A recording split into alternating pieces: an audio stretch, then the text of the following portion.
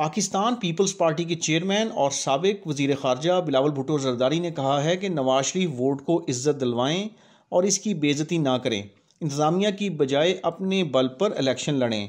कोयटा में press conference के दौरान बिलावल भुट्टो ज़रदारी ने कहा कि कुछ लोग समझते हैं कि बादशाह की तरह मुल्क में आओ, दरबार में सबकी हाज़िरी लगवाओ और इलेक्शन की हवा बनाओ, लेकिन सारी कोशिशें करने के बावजूद उनकी हवा नहीं बन पा रही। उन्हें अपने घर पंजाब में अंडों और टमाटरों का सामना है। जरदारी का कहना था कि सियासी जमातें डिलीवर करके ही अपनी स्पेस वापस ले सकती हैं।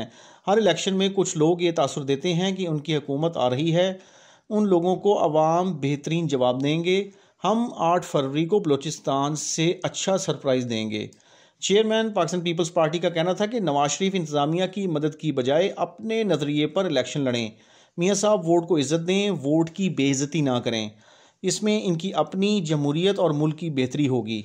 मैं इस वक्त इलेक्शन की मुहिम में हूँ।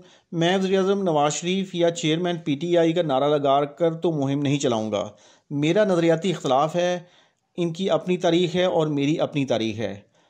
बिलावल का कहना था कि लेवल प्लेइंग फील्ड का बाकी जमातों का मुतालबा हालात के मुताबिक है, लेकिन पीपल्स पार्टी तो हर दौर में सबके लिए लेवल प्लेइंग फील्ड का मुतालबा करती रही है।